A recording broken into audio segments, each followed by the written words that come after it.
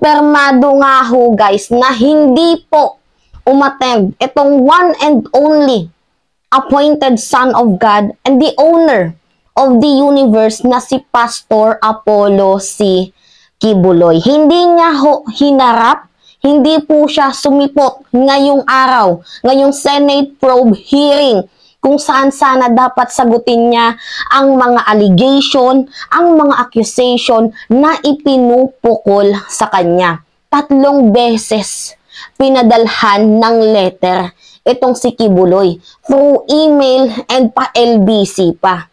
Imposibleng hindi niya na-receive yun or talagang feeling above the law itong si Pastor Apollo C. Quiboloy. But anyway, ano kaya yung meaning nito? Hindi siya umattend, meaning guilty ba? I am asking, 'di ba? Pero anyway, meron pa naman hong next hearing at kumpirmado na itong si Pastor Apollo Quiboloy ay nasa bansang Pilipinas pa as of the moment at hindi ho papayagan na makapunta or makalabas ng ibang bansa. So, sa susunod, baka makita na natin itong si Pastor Apollo C. Quiboloy. But anyway, ito na nga, dito tayo sa pinaka-focus and centered topic natin kung saan talaga bilang isang babae nakakagalit ang naging statement ho ni alias Amanda. Sinakripisyo niya ang kanyang dugot laman, ang kanyang sarili dito sa balahurang si Pastor Apollo C. Quiboloy. Kasi yan yung statement na binitawan niya eh. But anyway, papanood ko sa inyo mamaya. Minules siya. Binerginan guys.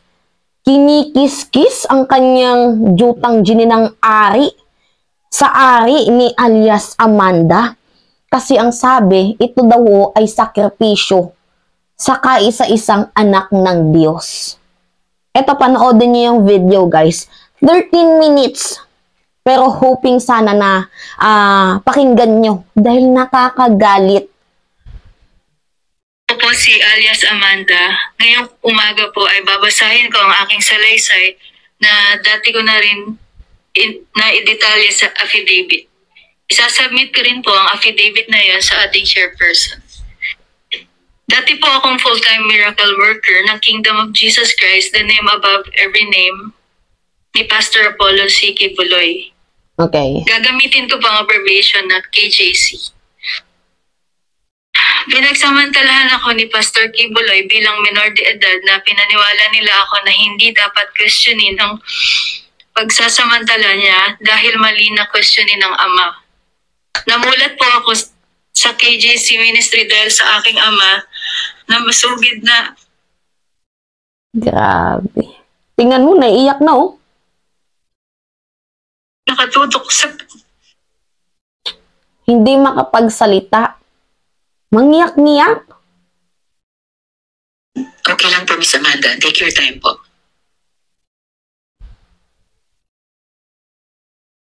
Nakatutok sa palabas ni Quiboloy sa TV. 10 years old po ako nung naging full-fledged member ng KGC ang tatay ko sa aming city.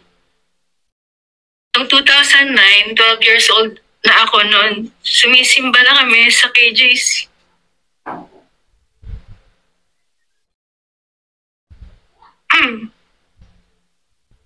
Halos mangyak-nyak guys oh.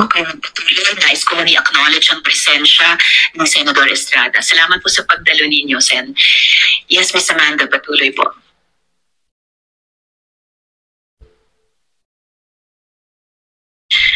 Kasama ang kapatid kong babae na 10 years old naman, mula 2010 to 2011, naging aktibong member kami ng kapatid ko sa KJC.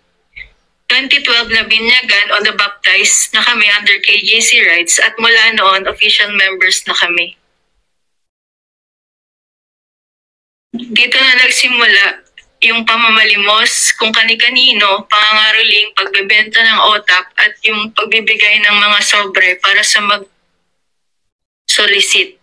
Bata pa kami noon kaya wala kaming magawa. Kundi sundin ang coordinator kaysa naman ipatawag sa KJC office, mapagalitan at mapapalo kami. Okay, okay. Noong December 2012, nirecruit kami ni Marlon Rosete para mangaroling kasama ang group niya na ang tawag ay Samsok David Orchestra. Sabi niya sa amin, kakanta kami sa harap ni Pastor Kibuloy sa bahay niya sa Quezon City. Doon yan sa KJC Compound, Mozart Street, Greenville Subdivision, Barangay Sauyo, Novaliches, Quezon City. First time namin ng kapatid ko na makilala noon si Kibuloy. Pero nung nakita niya, kami ng kapatid ko, ang sabi niya, oh, ito yung magkapatid, kasama pa ang aming apelyido. Noong January 2013, sinabihan kami magkapatid ni KJC Minister Aline Balmes na naimbitahan daw kami ni Kibuloy na mag-attend at kumanta sa open field concert sa Davao City. Kaya nagpunta ako, ang kapatid ko at ang nanay ko at isa kong kapatid na lalaki sa Davao City, kung saan nakasama ulit namin si Kibuloy for the second time. Okay. Pagkatapos ng concert, inimbitahan ako na maghapunan kasama si Kibuloy, kasama ang isang babae na si Ingrid Canada. Doon ni-recruit kami ni Ingrid, kami ng kapatid ko na maging full-time workers. Ang sabi sa amin, bibigyan kami ng libreng paaral sa Jose Maria College or JMC. At magkakaroon ng allowance, may free board and lodging. Ang sabi pa, magiging party daw kami ng choir group ni Kibuloy at makakasama daw sa mga palabas niya sa live TV. Makakasakay daw kami sa eroplano ni Kibuloy, makakapag-travel daw kami ng libre. At doon po pumayag ang aking ina. Noong July 2013, 16 years old na ako nito, na-promote kami bilang close-in pastoral. Sa puntong ito, nilipat kaming magkapatid sa isang dorm sa loob ng KJC Davao Compound. Pagtungtong ko ng 17 years old, mas naging masela na ang ipinapagawa nila. Tanda ko pa, September 1, 2014, kasi kakatapos lang ng tribute program ng KJC, tutulog na sana ako, pero sabi ng isang kasamang pastoral worker, magpunta daw ako sa dining area ng Bible School dahil pinapatawag daw ako ni Jacqueline Roy. Pagpunta ko doon, andun nga si Jacqueline Roy, pero walang ibang tao sa dining area. Madilim at tahimik na kasi 10 oras na ng gabi. Tulog na yung ibang mga kasamahan namin. Kinausap ako ni Miss Roy. Ang sabi niya sa akin, Amanda, connection mo ito sa amahan. Privilege na mapabilang sa pastoral, isanctify mo ang sarili mo. Sabi niya, parte daw ng trabaho ng Ministry of the Pastorals na imasahe si Kibuloy. God. Sabi niya, special privilege daw ito dahil hindi naman daw lahat nahawakan at nakakalapit sa anak ng Diyos. Sabi niya pa, wag ko daw pagdudahan ang anuman ng mangyayari sa loob ng kwarto kasama si Kibuloy. Basta ibigay ko lang daw ang sarili ko, maghanda daw ako, maligo, mag-toothbrush. Sinabihan pa akong mag-blow dry ng buhok. Litong-lito ako noon, pero sumunod na lang ako. Sabi ni Jacqueline Roy, kunin ko daw yung isang pajama ko at binigay ko sa kanya kasi aamuyin daw niya. Ginawa ko naman. Pagkabigay ko ng pajama ko, inamoy niya at biglang sabi, ipapahiram na lang daw niya ang pajama niya. Bumalik ako sa kwarto ko at siya naman kinuha niya yung pajama niya. Bago ako maligo, pumunta si Jacqueline Roy sa kwarto ko at binigyan ako ng isang t-shirt na may botones at pajama pants. Isang bote ng shampoo na Palmolive Violet at lotion na pabango na Bath and Body Works brand. Ang specific scent ay Enchanted, na paborito daw ni Kibuloy. Hindi ko po talaga makakalimutan ang mga yan. Maligo na daw ako at magkuskus ng maayos. Hinihintay daw ako ni Jacqueline Roy sa kwarto ni Kibuloy. Pagkatapos kong maligo at mag-blow dry, pumunta ako sa kwarto ni Kibuloy sa Bible School building. Yung kwarto na yon may 2 pinto. Yung unang pinto bukas na. Kaya pumasok ako doon. Yung isang pinto papunta sa main room ni Kibuloy. Pagkatok ko, sa pangalawang pinto, pinagbuksan ako ni Jacqueline Roy. Inakay niya ako sa may kama ni Kibuloy. Nakita kong natutulog at naghihilik pa. Nung una, pinaupo muna ako ni Jacqueline Roy sa kama, malapit sa paa ni Kibuloy. Natulog pa rin noon. Pinakita ni Jacqueline kung paano daw imamasahe si Kibuloy. Sabi niya unahin ko daw sa paa. Nakinig lang ako habang dinedemo niya. Tapos sabi na lang ni Jacqueline, hintayin ko na lang daw na sabihin ni Kibuloy kung anong sunod na gagawin. Sabi niya hanggat walang sinasabi si Kibuloy na pwede na akong umalis, hindi ako dapat lumabas ng kwarto. Matapos siyang magbilin, lumabas na siya ng kwarto.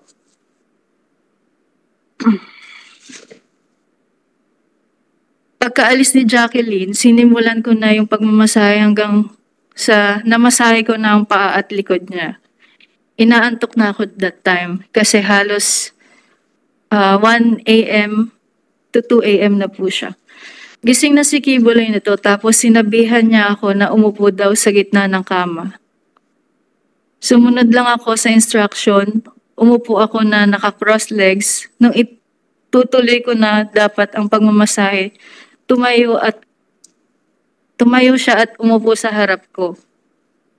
Sinimulan niyang tanggalin ang butones ng t-shirt ko hanggang sa tuluyan niya tinanggal ang buong t-shirt ko. Sabi niya, tumalikod daw ako. Sumunod lang ako doon at tinanggal niya ang aking bra. Pagkatapos hinawakan niyang balikat ko at hinila pahiga sa kama.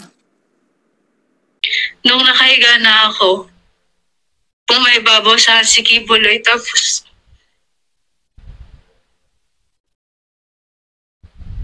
kahit pareho pa kaming nakapadyama nun, kinikis-kis niya ang ari niya sa ari ko. Gago. Sinimulan niyang halikan ng leg ko, nanigas na ako ng gusto. Gusto kong sumigaw ng tulong at tanungin kung ano ang ginagawa niya. Pero naalala ko na bawal akong mag-question. Paumanhin po, Madam Chair. Pumaselan ito. Okay lang yan. Halaw po ito sa aking sinumpaang salaysay. Nung tinigasan na siya, sinimulan niyang tanggalin ang pajama at pants at underwear ko. Grabing kababuyan. Sinipsip niya ang dibdib ko, tinanggal din niya ang pajama, pants at brief niya. Nanginginig na ang katawan ko sa takot at nakatitig lang ako sa kisame. Pinipigilan ko na lang ang mga luha ko dahil sobra akong nagulat at walang magawa.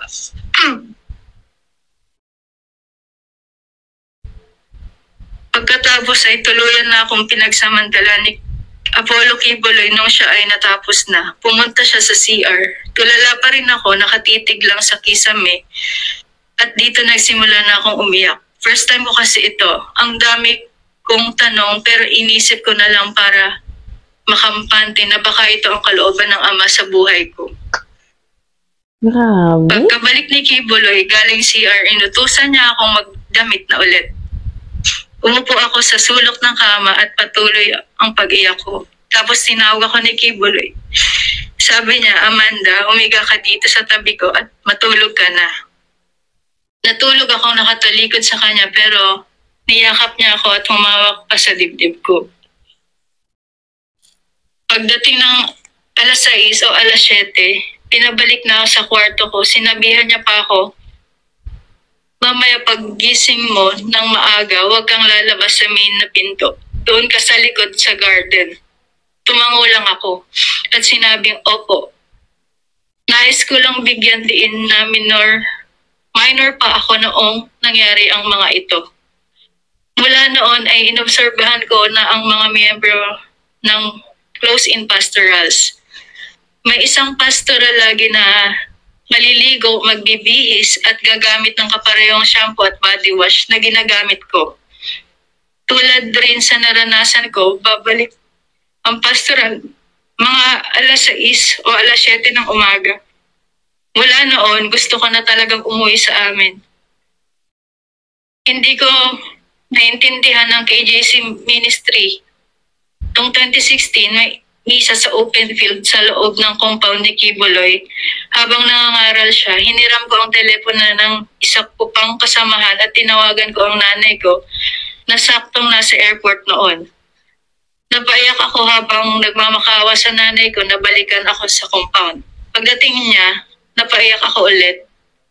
Nanghingi ako ng pamasahe kasi sabi ko, gusto ko nang umuwi at sabihin sa kanya ang mga totoong nangyayari.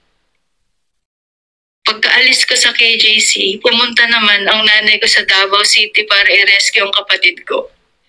Pinahirapan nila ang nanay ko. Gago. Sakit nito, oh. Pero dahil minor ang kapatid ko, sa kalaunan ay na-release din siya.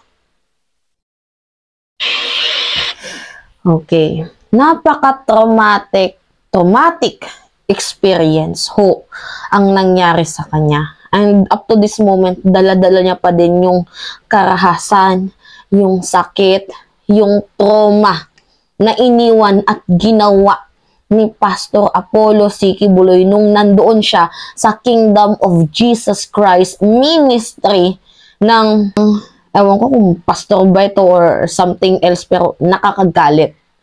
See? Nakita nyo guys yung binitawan niyang statement. Hindi lang ata siya, for sure. Kasi madami ding mga babaeng pastoral ang nagbibihis, nagsha-shampoo, at lumalabas din ng alas 7 once na nakapasok na sa kwarto niya. Ngayon, dapat umattend ka.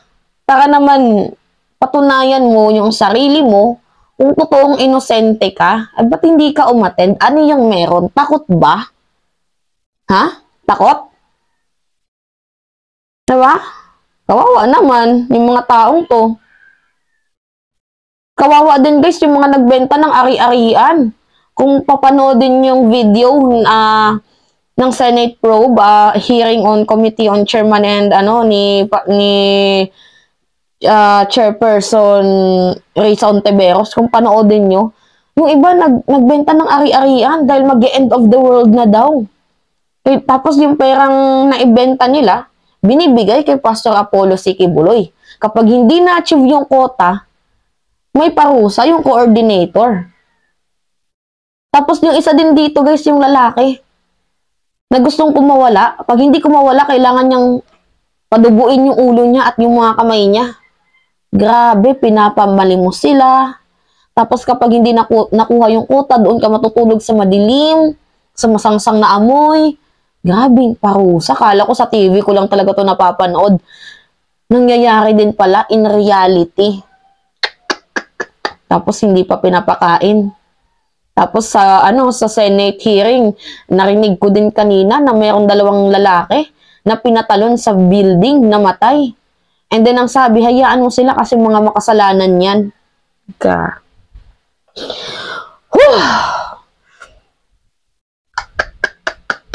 Panoodin nyo guys. Panoodin nyo. Talagang malulula kayo. Dito lang ako naiyak sa statement ni alias Amanda. Inosente kasi. Walang kamuwang-muwang. Tapos si Kibuloy ang unang bumaboy sa kanya. Kailangan talagang paimbestigahan itong Kingdom of Jesus Christ ni Kibuloy. Kakalula. Hindi makatao. Tapos itong si alias Amanda, kinasuhan niya pa ng cyber libel. Kasi bumuboses itong si Amanda naglakas ng loob. But anyway, panoodin nyo na lang guys, yung Senate hearing. Talagang magugulat kayo sa revelation. Anyway, it's me again guys, si Mima Alicia nyo at nagbabalik ulit para sa ating panibagong video.